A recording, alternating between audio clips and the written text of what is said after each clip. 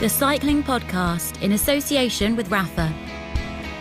From grand tours to group rides, the Champs-Élysées to coffee shops, Rafa exists to celebrate the world's most beautiful sport.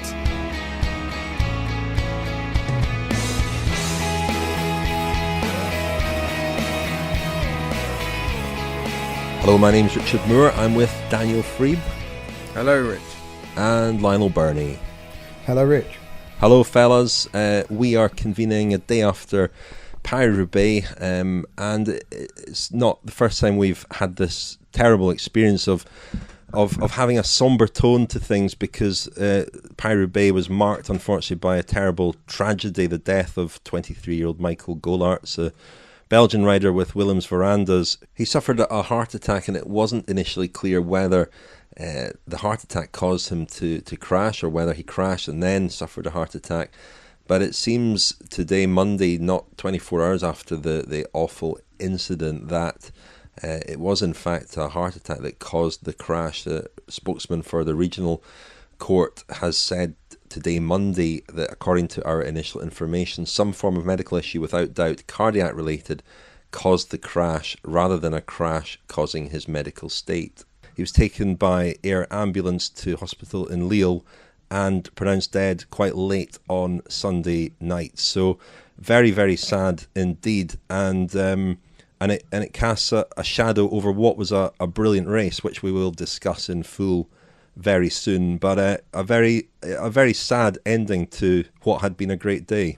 Well, you're absolutely right, Rich. A tragic ending to the day, and what's especially jarring is, when you go back and look at social media and you look at Michael Golart's posts on things like Twitter, and you realise that everything was normal as far as he was concerned, as far as his family were concerned, his team were concerned. He was very much looking forward to the race of a lifetime, and then off he goes to race and doesn't come back, which is an awful tragedy for all concerned, really. And this is not, unfortunately, the first time this has happened in professional cycling, that riders have died mid-race. We've had riders die in their sleep. It's been a terrible sort of 10 years or so for Belgian cycling in this respect. There have been a number of cases of, there was an athlete, Frederick Nolf, another young Belgian, who died in his sleep in one of the Gulf races in 2009. And then even 2 years ago, there was a Belgian rider, Dan Mingier, who collapsed mid-race in the Criterium International. And then we've had cases like the Stig Broix, Lotto Soudal rider, who had a terrible accident and is still recovering, and Frank van den Broeke, and so forth and so forth. It's an issue. The issue of sudden cardiac deaths is something that all professional sports pretty much have had to deal with for a long time, and cycling has been pretty proactive about this, and the protocol in place it looks to be a fairly rigorous one. Every athlete in a pro continental division team or a world tour team has to undergo an electrocardiogram every year, and every 2 years they have to undergo a more rigorous series of electrocardiograms.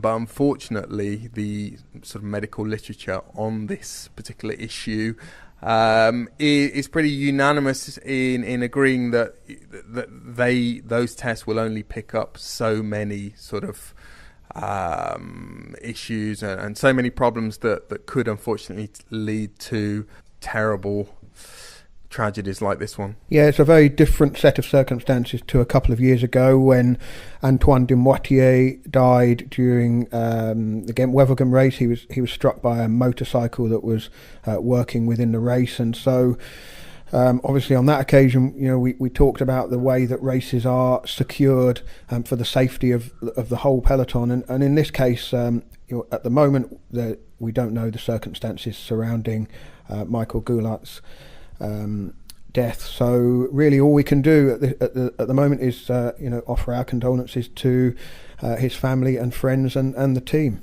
Absolutely. You make a very interesting point, Daniel, about social media, and he's not a rider, Michael Golartz, with whom we were very familiar.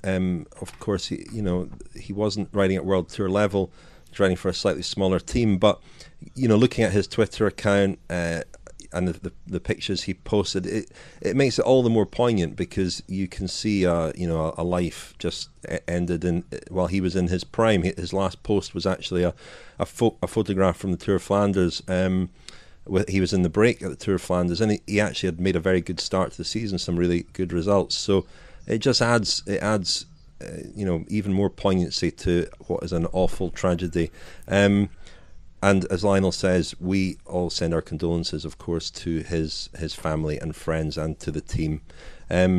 We will, in a moment, reflect on what was a great race that carried on and was won by Peter Sagan, the world champion.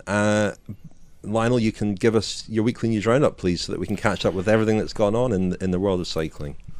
I will, Rich. Yeah, well, Peter Sagan won the second monument of his career, became the first reigning world champion to win Paris Roubaix since Bernardino in 1981. He rode away from the group of favourites with 54 kilometres to go, and the only man from the early break who was able to stay with Sagan to the finish was Sylvain Dillier of AG2R.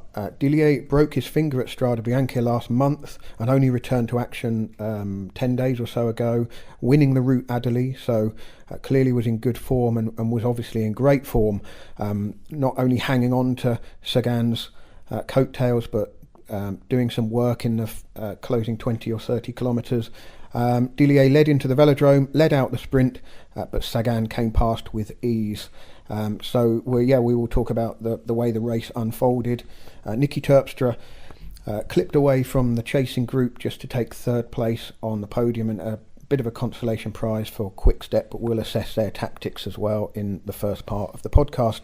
Other racing, a lot of other racing going on. The Tour of the Basque Country, or Itzulia as it's been rebranded, is won by Primoz Roglic of Lotto NL Jumbo, and Richard actually pointed out that Roglic was the only Lotto NL Jumbo rider to finish the race, so quite extraordinary that he the only one to make it all the way to the finish. I think he had some teammates who started the race, but I didn't actually see them during the race at all. That sounds very unkind, but well, I mean, it was very much a lone victory, I think. And it was set up with a time trial victory as well. He won the time trial stage, but then climbed very well. And Mikel Landa was second overall, but over a minute down on Roglic. There were stage wins for Jay McCarthy, Omar Freiley, and Enric Mas towards the end of the week. Of course, Julian Alaphilippe had won the opening couple of stages for Quick Step. Sticking with the Basque Country, there was a Movistar 1-2 at the Classica Primavera, where Andre Amador and Alejandro Valverde finished just ahead of the next group, and Amador took the win. In France, at the Circuit de la Sarthe, it was won by Guillaume Martin, who will be leading Wanty Group Gobert at the Tour de France later on this year. Dan McClay, the British sprinter, won his first race for Team EF Education First. And the Commonwealth Games, the track programme has been completed. I know, Richard, you've been glued to the Commonwealth Games, haven't you? Haven't we all? The outstanding stories. Well, the Aussies dominated, as perhaps you would expect, at their home games on the Gold Coast. Dominated is a big word. Dominated is a big word. Well, okay. They won the most gold medals. Okay. New world record in the men's team pursuit, 3 minutes 49.804, as the Aussies took gold in the men's team pursuit. They also won the women's team pursuit. They dominated the sprinting, certainly. Matthew Glaetzer won 2 golds, one in the Keirin, one in the kilometre. Stephanie Morton won the sprint and Keirin. Carly McCulloch won the 500 metres, and the two of them paired up to win the team sprint. The British success came mainly in the endurance events. There was a gold for Katie Archibald of Scotland in the individual pursuit, and for Eleanor Barker of Wales in the points race, and for Charlie Tanfield of England in the individual pursuit. And Neil Fachy of Scotland and Sophie Thornhill of England, well, they won 2 of the para-track events each. Daniel, are you still there? Have you? Just about, yeah. I mean, Commonwealth indoor cycling is No, not really my. Not your bag. Not your bag. Not my cup of colonial tea, shall we say? Mark Stewart. Before we move on, I have to say Mark Stewart's win in the points race was outstanding and continues a very good start to the year for Scottish cyclists. What with Ali Hodge of Quick Step winning a stage in Catalonia as well recently. Those two events are not connected, though, are they? No. And lastly, Rich, Amy Peters led a Boels Dolmans dominance of the Healthy Aging Tour. Boels Dolmans took the first 4 places overall. Amy Peters, who's been in great form lately, won overall ahead of Chantal Black. Christine Majerus was 3rd and Anna van der Breggen was 4th. The first non-Boels Dolmans rider was Kirsten Wild, who was in 5th place overall. They also did very well on the stage wins front because van der Breggen, Peters and Black all won stages. Boels Dolmans also won the team time trial, so a very good week for them. A community around the world. Stories and films with the most compelling characters. The world's finest apparel. Explore the world of cycling with Rapha. Thank you very much to our main sponsor, Rapha. Very grateful, as always, to them for their support of the Cycling Podcast. And some new product news from Rapha this week. They've just launched their men's and women's Pro Team Aero products with cutting-edge fabrics to make you faster and an improved fit for comfort. Head to the online store, that's at rapha.cc, to see them demonstrated by 2-time track world champion Andy Tennant and Alice Barnes of Canyon SRAM Racing. Alice Barnes has been riding very well, actually. She was 2nd in a stage of the Healthy Aging Tour last week. Or if you want to pick up the new clothing and try it on, head over to one of Rapha's many clubhouses throughout the world to take a closer look.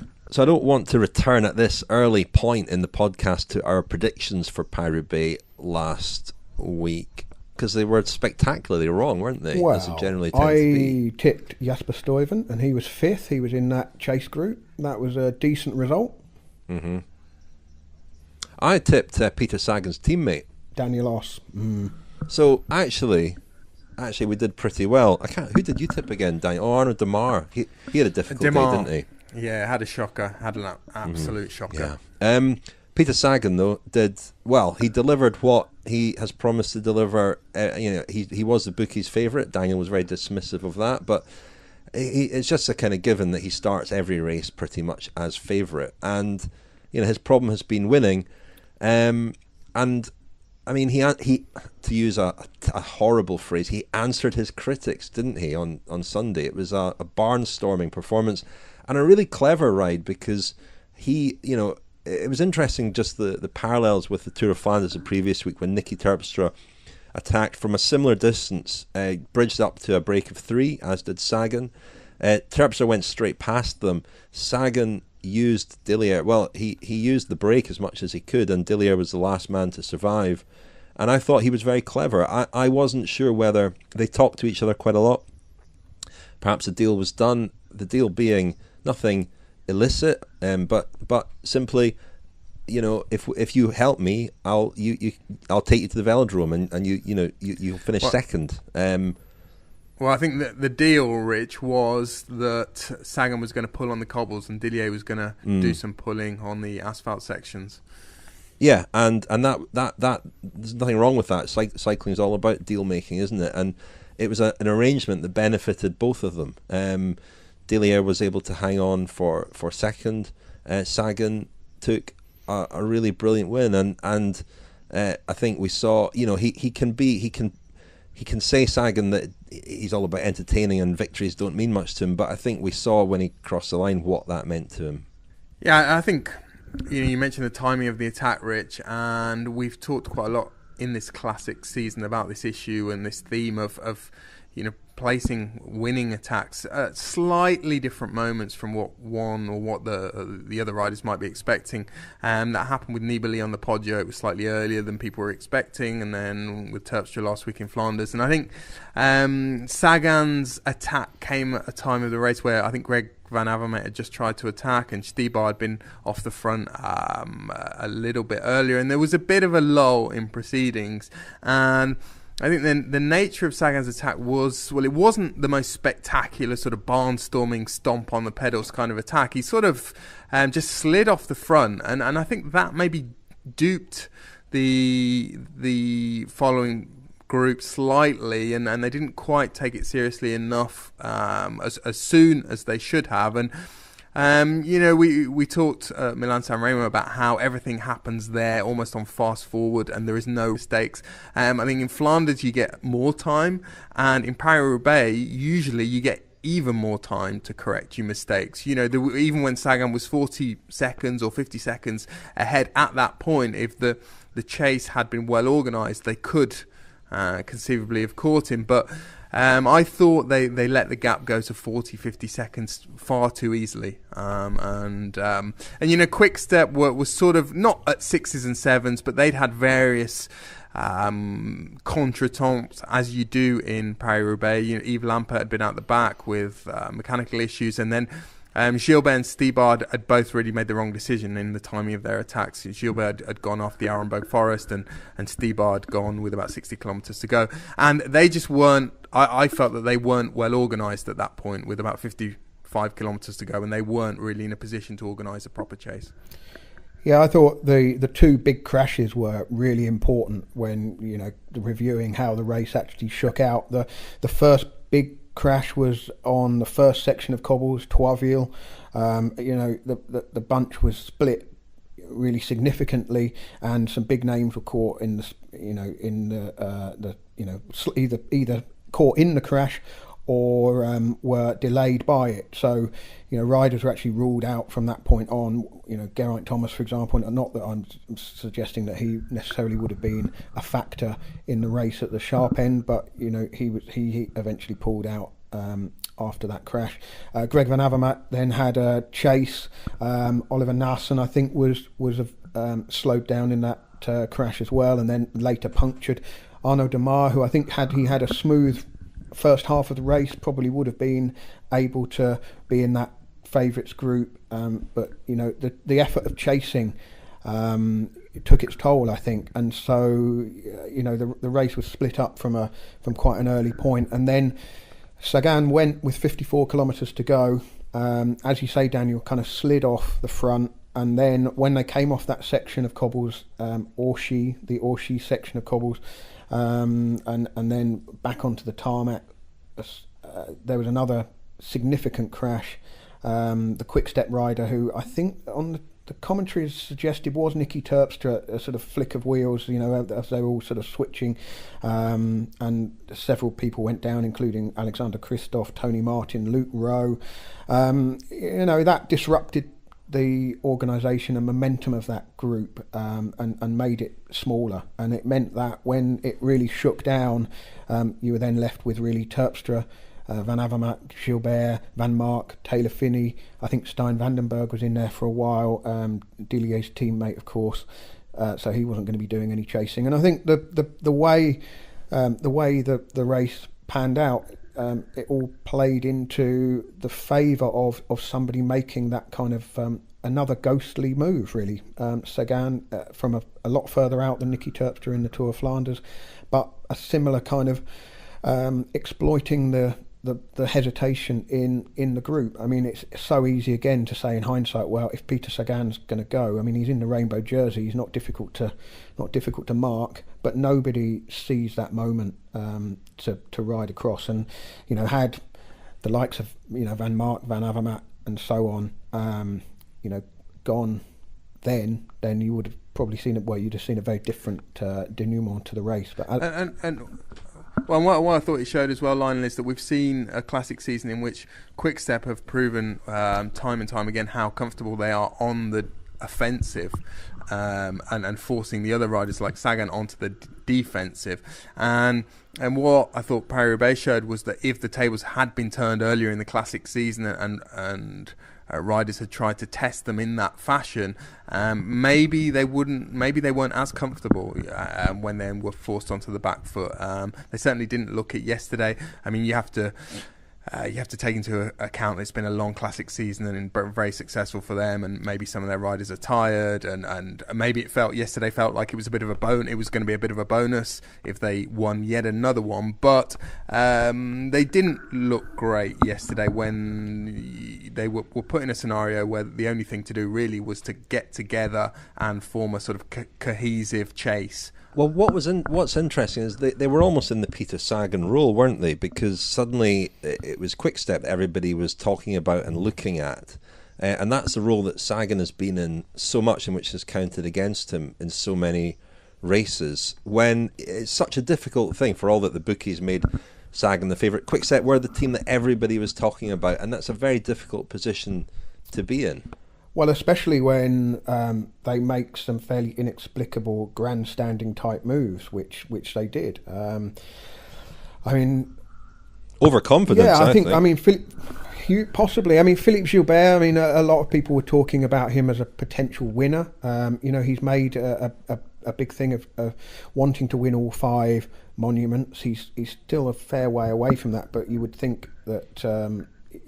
Paris Roubaix is the one that suits him the least, and before Sunday he'd only ever ridden it once before. That was 11 years ago, and he finished 52nd, nearly 10 minutes down. I was talking to a member of Pavé royalty on Saturday night who was that, suggested Lionel? That if Gilbert wanted to win, he'd better set off now. Was it A, Roger de Vlaminck, B, Sean Kelly, or C, Dario Pieri? Well, say it again. I think we need to hear it again, Lionel, just so we can maybe use your the accent, the voice that you're putting on there to guess. If Gilbert was going to win, and bearing in mind we were talking on Saturday night, the comment was he'd better set off now. Yeah, I mean, but I think that he and then Stybar showed it was overconfidence. It was far too ambitious what they were trying to do, and it kind of bears out the point that Daniel was making, I think. It's a strange old race, though, Paris-Roubaix, isn't it? Because in what other race on the calendar now do we see a big hitter confident or think that they've got even a remote possibility of winning a race attacking from almost 100 kilometres from the line? There isn't another race like that, and it's kind of fantastic that all of the sort of received knowledge and all the dogmas of how to race go out of the window with Paris-Roubaix, and it's completely different. And it's the only race on the calendar where things that are important to the outcome of the race are happening throughout its duration. It's not 2 moments or 1 moment where the race is decided. There are 30 or 40 moments over the course of the day when things that will ultimately matter in the overall picture are occurring. And it's the only. I mean, the trick in most bike races is to hit the front as late as possible and to do as little as possible on the front. And Paris-Roubaix is sort of the opposite of that, isn't it? Where we saw with Dillier, we saw it a couple of years ago with Matt Heyman as well. It can be a real advantage to be out front. And Dillier had a big day out. He was riding in the wind an awful lot of the way, but it's a good place to be for numerous reasons, because people are coming up behind you, but you've also got service and you've got support up there. Sagan needed that on the move as well, didn't he, on Sunday? Quite remarkable scenes with an Allen key adjusting his stem as he rode along. Only Peter Sagan could do that. But Dillier is the latest example of somebody who's got out front early and been able to hold on. And again, Paris-Roubaix is one of, if not the only, races where that happens. Yeah, and I think Dillier going in that break shouldn't overlook just what an impressive ride that was, because he was in that move with several riders who were by no means certainly not weak in any sense. I mean, Yella Wallace, Marc Soler, I mean, Paris-Nice winner, you wouldn't have thought natural habitat on the cobbles, but clearly a class act. Geoffrey Soup of Cofidis, I think Smukoulis was in there as well. Another sort of diesel type rider, and so that was a really strong looking move. And to be the last man out of that move and to make it all the way to the finish, I mean, that was take nothing away from Peter Sagan's victory, but Dillier was without a doubt man of the match. Just read out a tweet from Larry Warbass. Aqua Blue rider, early in the race, when that break became established, he tweeted, "Expect this breakaway to go deep into the race with Smukulis, Soler and Sylvain Dillier. They could play an important part in the end." Very prescient there from Larry Warbass. I once saw Smiculus on a dance floor, and it was the memory has been, well, the image is burnt very much into my memory. You've seen a lot of professional cyclists on dance floors, Daniel. He was one of the more spectacular ones that I've seen. We obviously don't get invited to the right parties, Richard. Indeed. Chute à l'arrière du peloton, cycling podcast team car at the back of the pack, please. The voice of Seb Piquet there, and it reminds us to say a big thank you to this week's episode sponsor, Harry's. Yes, we welcome back Harry's. Richard, are you still using your Harry's razor? I am, Lionel. Yes, the best razor I have used, so I'm still a satisfied customer, as you, the listener, can be. And you will be supporting the podcast as well if you go to harrys.com/cycling to claim your trial set for just £3.95. The trial set includes a weighted razor handle in 3 different colours, a high-performance razor head made of 5 German-engineered steel blades, rich lathering foaming gel with natural ingredients like aloe and cucumber, and travel blade cover to protect your blades on the go. And all this is delivered to your door if you order the trial set. Harry's razors also come with a quality guarantee. If you don't love your products, then return them within 30 days for a full refund. Get started shaving with Harry's today by claiming your trial set for £3.95. It's actually worth £11.50 by going to harrys.com/cycling right now. That's harrys.com/cycling. Va-t-il réussir à créer l'exploit Sylvain Didier à la première place des coureurs? Dans le dernier virage, c'est Peter Sagan qui lance à la corde. Sylvain Didier qui est bien calé.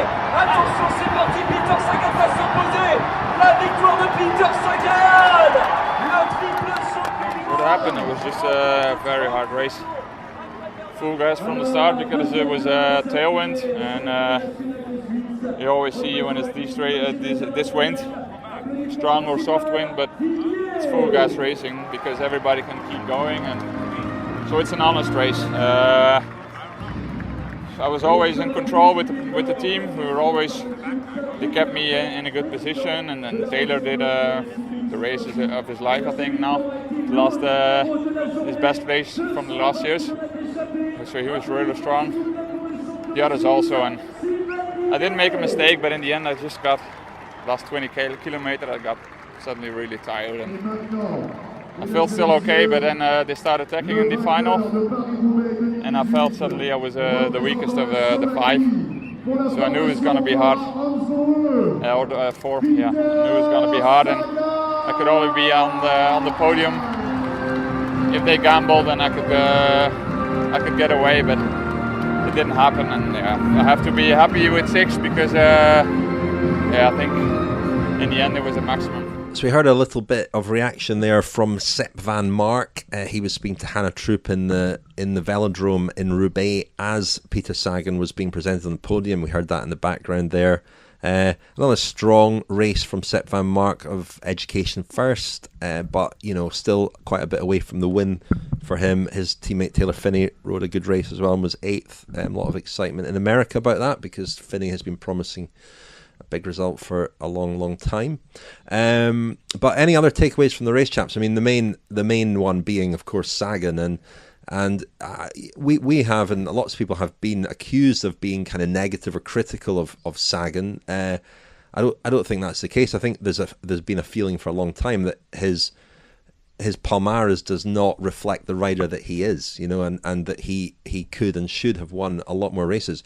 He's won 3 world titles, which is extraordinary, and he's won lots and lots of other races. But these monuments were missing, and he won the Tour of Flanders a couple of years ago, but Milan-San Remo and Paris Roubaix are the other 2 that are certainly within his grasp. Now he has a Paris Roubaix, and it only needed that, really, I think, to really add quite a lot of sparkle to that palmares. And if Sagan retired tomorrow, he would go down in history now as one of the all-time greats, I think, wouldn't he? Just with that. I don't know. I think that's a bit premature, Rich. I mean, he's got 3 world titles, same as Oscar Freire. He's actually got fewer monuments than Oscar Freire because Oscar Freire won 3 Milan-San Remos. But I think he's getting into his peak years now, isn't he? He's 28. But the next 3 or 4 years are when he really needs to amass these monuments. And really, a guy of his talent should have won multiple Tours of Flanders and Paris Roubaix by the time he retires. But I'd sort of cast doubt on his capacity to win a Paris Roubaix. I was spectacularly wrong, not for the first time. I think what I perhaps underestimated is the role that luck had, or bad luck had played in his previous Paris Roubaix. He mentioned this a number of times yesterday, that he didn't have any punctures or any issues yesterday, and consequently he came to the velodrome a lot less tired than he had been in previous years, although he did also say that he was cramping yesterday before the sprint. So I think in previous Paris Roubaix he's really been struggling towards the back end of the race. But yesterday he looked very relaxed on the cobbles. He had a nice sort of light touch. He wasn't sort of bouncing around and stressing, and he looked every inch the sort of mountain bike wizard, or the kind of stuntman that we've often portrayed him as. Someone who's very comfortable on his bike, who's sort of absorbing the vibrations of the road, and that obviously plays a massive role in fatigue in Paris Roubaix. I mean, it's about kind of being able to absorb the sort of impact of the road. And I think yesterday he proved me wrong, and a lot of other people wrong. Well, I don't think he set out with that intention, to be fair. I mean, I think he was just trying to prove Daniel wrong. Yeah, I think he was just trying to win the race. But it's certainly on his mind, though. I don't want to get our member of Pavé royalty into trouble, but he also mentioned on Saturday night that he thought Peter Sagan was carrying perhaps 2 or 3 kilograms more than he might ideally do, and I wondered whether you talk there about the need to kind of absorb the punishment of the pavé, and whether a little bit of extra weight might not go amiss. And I wondered whether it was whether it was a part of the plan. I mean, he's already won the Tour of Flanders. Paris-Roubaix kind of next on the list, and perhaps there was some perhaps there's something in that kind of home-baked theory. I really don't know, but it was he didn't look comfortable in the Tour of Flanders when put on the back foot.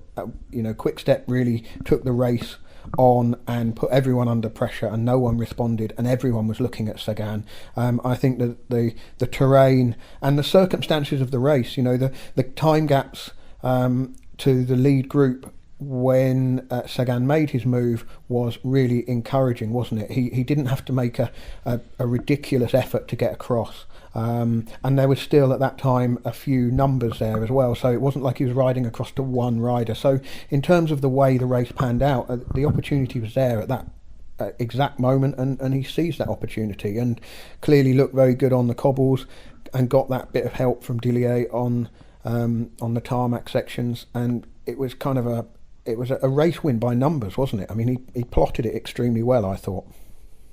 It's always very difficult to be on the back foot in a bike race, though, and I think we saw that with Quick Step on Sunday, as we saw it with Sagan the previous week. On that question of Sagan's place in the pantheon, I think that sometimes that status that a rider has owes to more than just the results on the Palmares. I mean, I think of somebody like Freddie Martins, for example, who never won a monument, and yet his record in other respects quite similar to Peter Sagan's, and we put Freddie Martins on a level above somebody like Oscar Freire, for example, or Eric Zabel, I think, because of the personality. And I think it's the same with Sagan. It's the personality. It's the way they can light up bike races. It's the unexpected things that they can do in bike races.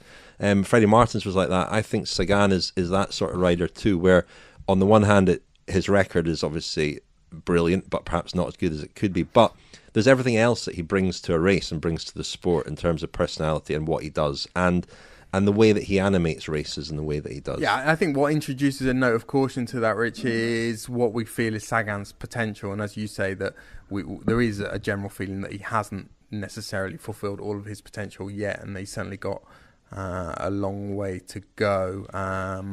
That would be my, in the comparison with Freire, I would say that with Freire it was almost the opposite. Although he was someone who missed large portions of seasons through injury and so forth, it always seemed kind of miraculous that this guy, with not fantastic credentials, he wasn't achieving great results throughout the whole season, but he would just appear on the biggest stage and he would pull out a result. With Sagan, we see him every week almost performing brilliantly, but not necessarily translating some of those great performances into victories. Realistically, though, I mean, Milan-San Remo, he can clearly win. He's been second twice and I think fourth a couple of times. But he's not going to win Liège-Bastogne-Liège, is he? Certainly not the type of rider he is at the moment. And even Il Lombardia, I mean, it's a monument, but it's in a tricky part of the season. You could perhaps imagine. I mean, he's always very good at the tail end of the season, isn't he? And certainly winning 3 World Championships in a row. It's not beyond the realms of possibility that he could win Il Lombardia, but I think he's not going to win Liège-Bastogne-Liège. I don't think, as the sort of size and type of rider that he is at the moment. No, we talked. Maybe if he goes on the Sean Kelly diet, maybe. And we talked a few weeks ago about this idea of completing a palmarès. I think was it in relation to Gilbert, or what would it take in order for Gilbert to have every sort of race that we thought he could, or Nibali, in fact, it wasn't it? And that we've sort of said that Nibali has pretty much won everything that he could win, or that he would want to win, except maybe the World Championships. And with Sagan, I mean, what is left? There are those. Well, there's certainly Milan-San Remo. More of the same, so more Paris Roubaix, more Tours of Flanders, and he needs to go to the Giro at some point. I feel he always does the Tour of California. He needs to get himself a leader's jersey in the Giro, I would suggest. On the subject of criticism, we did get a bit of flack from some quarters for not being absolutely bowled over by the Tour of Flanders last week, and a bit lukewarm on Niki Terpstra's victory. We got a phone call actually from a friend of ours, Charlotte Elton, who is a Belgian living in Brussels, and she offered an alternative take on Niki Terpstra. Here's what she said. Richard, I'm just listening to your podcast. And you're talking about Niki Terpstra, and it's amazing, and I love all the apple analogies and whatever. But I don't know if you know this, but in the first interview, which was in Flemish, he totally won over the Flemish population, because as he's still breathing super hard, he started quoting a song, like a Flemish song by Raymond van Troenewoud, who is, this older guy who, like a very, very famous Flemish singer, also artist. It's not like a schlager, it's like a full-on, it's a gorgeous song, and it's called The Liefde voor Muziek. It's called The Love for Music. But Terpstra actually changed the words to The Love for the Koers, for the race. And like, it just blew us all away, and so people kept repeating it, and it's like all over Facebook, and it was, there was little snippets of him like saying these words. But I just thought that was the most, the way they say in French, sympathique thing to do, and that made me really, really like him. And he's also incredibly smart. He's a very intelligent guy. The things he was saying, I think he sometimes gets like the Dutch accent can sometimes confuse people, but the way he speaks in Dutch is like, he's incredibly intelligent, and he's a cut above everybody else. But like you, or like, I don't know, many people, I was annoyed that he won, but he definitely won the best kind of post interview ever, and I'm now a huge fan. Anyway, I thought I'd just let you know that, and that everyone really appreciated that here in Flanders. So anyway, I'm just gonna keep listening. Bye. So thank you for that, Charlotte. That was interesting bit of feedback. This might become a semi-regular feature, actually, if we have a number that people can leave messages on, and we can play them in the podcast. This is an idea that we're working on. Do stay tuned for more information about that. But yeah, I mean, Charlotte made a very interesting point, and it was made by a few others as well, that perhaps people enjoyed the Tour of Flanders to a greater extent than we appeared to. I must say, I found the race absorbing. But were both of you more absorbed by Sunday's Paris Roubaix than by Flanders the previous week? Did it live up to expectations a bit more? Yeah, I think so. I mean, I felt there was a lot more going on. As Daniel made the point a little earlier, that the things that were happening were all relevant in some way. To you don't feel like, you know, when there was that big split after Troisville, you knew that was a significant moment, and you know, then you're sort of scrambling to work out who's in the first bit, who's in the second bit, who's in the third bit, and sort of seeing how the whole pieces of the jigsaw come back together again, and you know, what impact those events might have on it. Whereas the Tour of Flanders was a bit more, as I said last week, it was all building towards that one attack, and that one attack happened, and then that was it. And there was, you know, I felt that Roubaix lends itself to being a race that does stand watching from start to finish, because you just never know the bits that might be significant. You could see something in the first hour that turns out to really shape the race, as we did. That break going clear, and it didn't go clear in the first hour, really, did it? It went clear a fair bit after that. It was a long time coming, that move, and so you couldn't take your eyes off it in which I don't really feel I could say about the Tour of Flanders. But you know, next year it may well be that the Tour of Flanders is the 5-star race, and Paris Roubaix is a 3-star race. You just don't know.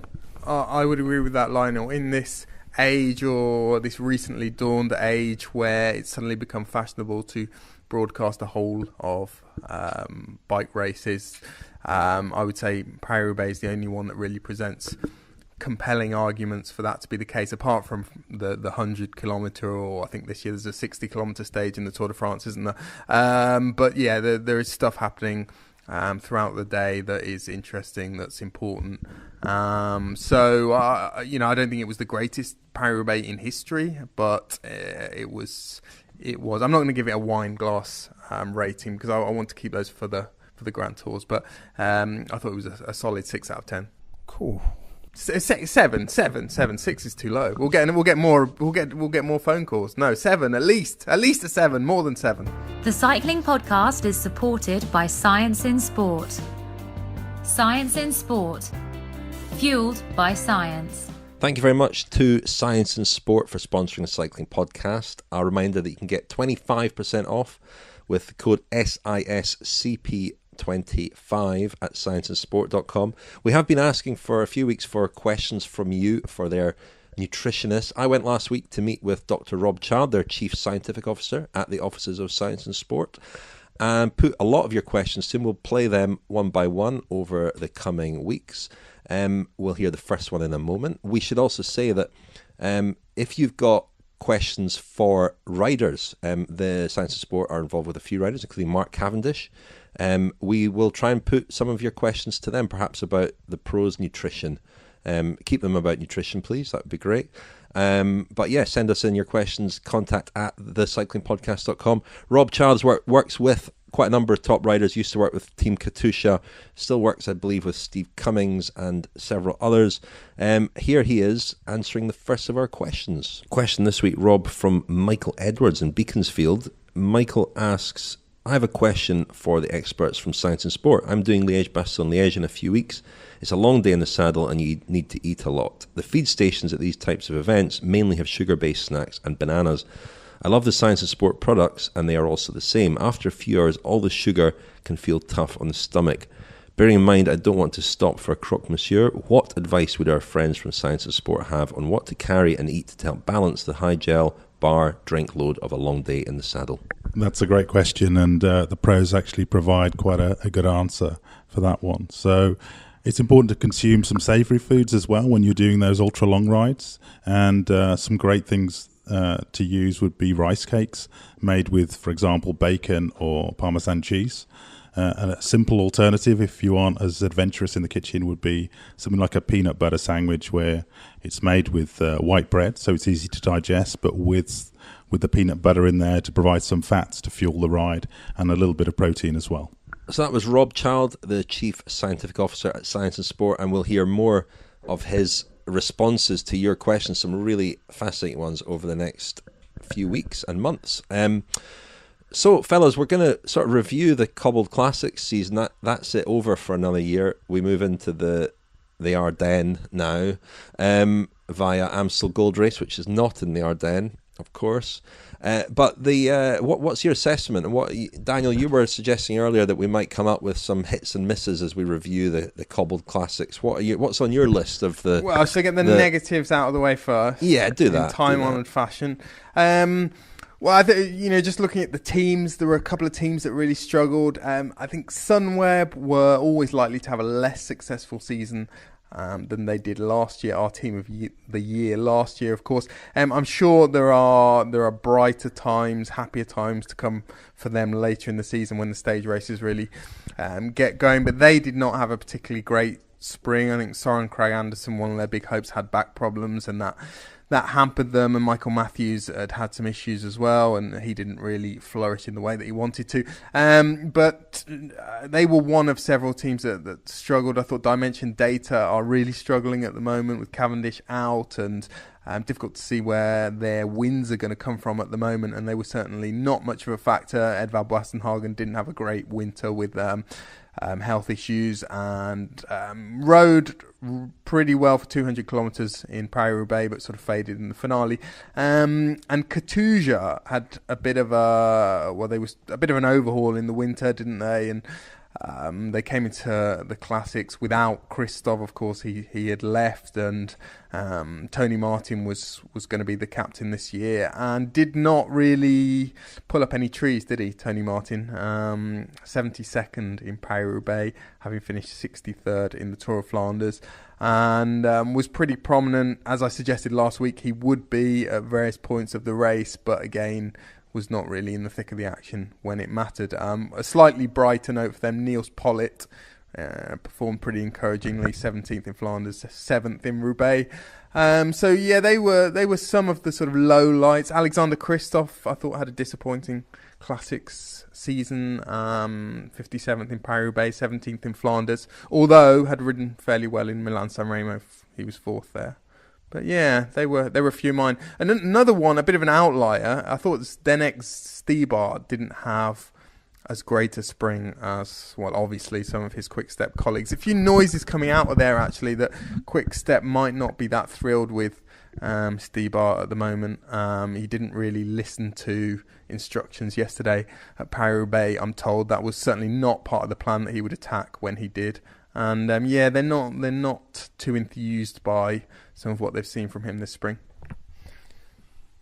Team Sky as well. I mean, you know, they with Sunweb and Dimension Data, they are perhaps don't have anything like the resources that Team Sky have. And looking at those two teams, one win each so far this year. But Team Sky's Cobbled Classics campaign, pretty appalling. Not a single top 10.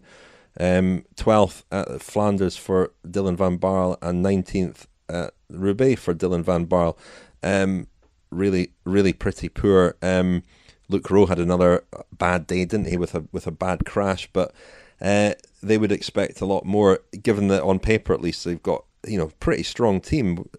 Stannard, Moscon, Van Baarle, Thomas, Luke Rowe. That was a strong team they put out for Roubaix, and 19th was their best rider there.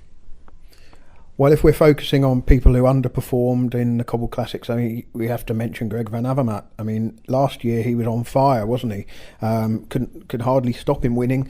This year, a third place at Grand Prix E3 Harelbeke, about as good as it got. Always there, always looking a little bit underpowered. Yeah, I'd agree with that, Lionel. Certainly his form doesn't look anything like last year, but I have to take my hat off to Van Avermaet for his fighting spirit. You can see that he's underpowered. You can see that he's not got the form he's got last year. But, you know, he was one of the, as Daniel I think mentioned earlier, he was one of the guys who was attacking just before Sagan got away. And he's, despite perhaps not having the legs, he's still given it a good go, hasn't he? Maybe I mention as well for my tip for Paris-Roubaix, Daniel Oss, who has been on the winning team now 2 years in a row with BMC last year, and played an absolutely vital role in Van Avermaet's win last year, and then a very strong ally for Peter Sagan in Paris Roubaix this year as well. Should we move on to the positives? Yeah, on the upsides. Go on, Daniel. A bit of a left field choice, because some might think he was disappointing, but I think Jasper Stuyven did well. He was 5th in Paris-Roubaix, 7th in Flanders, 10th in Dwars d'Or, Vlaanderen, 9th in Ghent-Wevelgem, 6th in E3. So very, very consistent. Now he doesn't take too many risks, but I kind of think the way he rode, well, it reminds me of when a rider is struggling in the Tour de France or a Grand Tour, and there's always a debate: should they just go for stage victories now? Should they just launch kamikaze attacks? But I always think that they learn more by sort of toughing it out and seeing how far they can go on the general classification, even if things aren't going too well. And I think Stuyven's spring was much like that, really, rather than throw the kitchen sink at it and hope something stuck. He just, I think he gained experience of being in amongst the best riders, and I think that he'll probably be even stronger next year and will be a real contender. So I thought he did okay. The stage race riders that came to the Cobbled Classics and impressed us all. So that was Alejandro Valverde in Dwars d'Or, Vlaanderen, Vincenzo Nibali in the Tour of Flanders, and Marc Soler yesterday in Paris-Roubaix. I don't think anyone expected Marc Soler to go as far as he did in that break, or lead the race into the Arenberg Forest. So that was a positive for me. And just finally, the spirit of Paris-Roubaix. So yesterday there was a Lithuanian rider, I think he is, Evaldas Siskevičius, who got to the velodrome an hour after, not really late, an hour after Sagan had crossed the line, and it was closed. The gate was locked. And all the sandwiches had gone. Well, the sandwiches are gone, but to me that's an ideal scenario, to get to a velodrome when the gates are locked and you get turned, you have to go home and do something else. But no, he waited for. Presumably it was someone from the organisation to open the gate again, and he got back in and he finished Paris-Roubaix. And there were various stories like that yesterday, as there always are every year at Paris-Roubaix. And I think it's as we said earlier, it's a race apart. It's a race in which a lot of the sort of dogmas of professional cycling go out of the window. You got these star riders, or these these highly prepared, highly trained, very professional athletes, to have a different, more sort of dilettante attitude, and they all just want to finish Paris-Roubaix. They don't care whether they're inside the time limit or outside. It's just a badge of honour that they can wear for the rest of their lives, and I think it's great that survives, and we get stories like that one yesterday. Well, I mean, the obvious one, the Quick-Step team, between the 27th of February and the 4th of April, they had 8 one-day wins. Not all, Skelde Price, not a cobbled race, but still part of the same season of races, isn't it? But Nicky Terpstra kicked it off with Les Samin. Remy Cavagna won the Dwars d'Or West Vlaanderen. Fabio Jacobsen won Nokia de Corsa. Ali Hodge of Scotland won the Hanzama Classic. Terpstra won E3. Lampert won the Dwars d'Or Vlaanderen. Terpstra again won the Tour of Flanders. Fabio Jacobsen won Skelde Price. I mean, that is dominance of a different level. And I mean, if you believe all the hype about the Quick-Step Lotto Soudal rivalry, I mean, that's a sort of an 8-0 hammering in Quick-Step's favour, isn't it, over the course of the races that mean the most to Patrick Lefevere and co. Yep, absolutely. I mean, I'd highlight Vincenzo Nibali as well. It's not a cobbled classic, but Milan-San Remo. Let's include that in the discussion as well. We're talking about Sagan and what Paris-Roubaix does to his Palmares and will do for his legacy, and you could say the same about Nibali, and Milan-San Remo really just elevates him. And then to come to Tour of Flanders Road as he did there, hugely impressive. Lotto Soudal, not a great spring for them, but Teish Benoot has certainly started to, I think, fulfill the potential that he showed back in, was it 2015? He was up there in Tour of Flanders. He's still only 24, but a collection of results: 5th at E3, 7th at Dwars d'Or Vlaanderen, 8th at Tour of Flanders. Those positions don't necessarily reflect, how much of an impact he had on those races and how active he was in them. His challenge is going to be winning races, but it was good to see him being so active and strong in those races, and he's got a bit more to his game than some of the others as well. I think we'll see him maybe at Amstel Gold Race, and he can do a bit more than just ride the Cobble Classics. So it looks good for him. Any other positives for you chaps? Well, just a final couple of footnotes, Rich, from yesterday. Tanguy Turgis, 19 years old. Oh, yeah. The youngest rider to finish Paris-Roubaix since Roger Gesslink in 1939. He was 42nd, actually, riding for the new Vital Concept team, so that was worthy of a mention, I thought. And Taylor Phinney as well. It's pretty well documented how awful the injury he sustained in the 2014 US Pro Championships was, a compound fracture of his leg, and it's been a long old road back. I think there have been several moments along the way when he's doubted whether he has a future as a professional cyclist, and rode a brilliant race yesterday, and a story of perseverance and persistence, and a happy ending. I'm sure it's not the last word in the story of Taylor Phinney's career, but all looking good for him.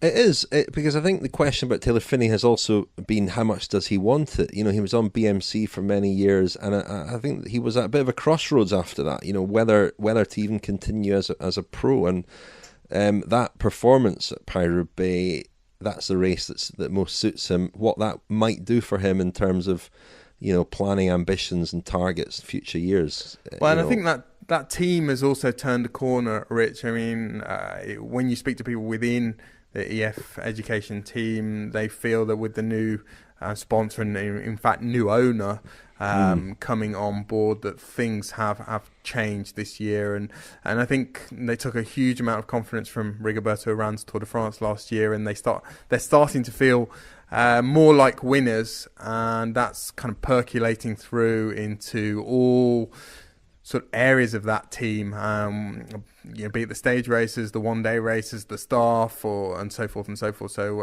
it'd be interesting to see how they fare in the next few weeks when we get to the Giro and then the Tour de France. Indeed.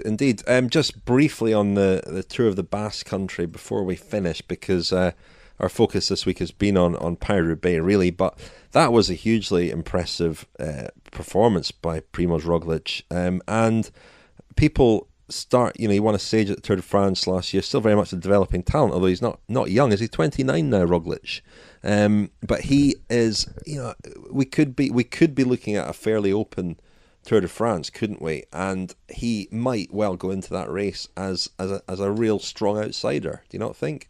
Punchy, very punchy. I'm going to tell you what his odds are now. I'm just looking up his odds, Rich. Napalm, what do you reckon? Well, I mean, I think the thing is he's got a lot of the things that he would need in the locker for a sort of top 10, maybe even top 5.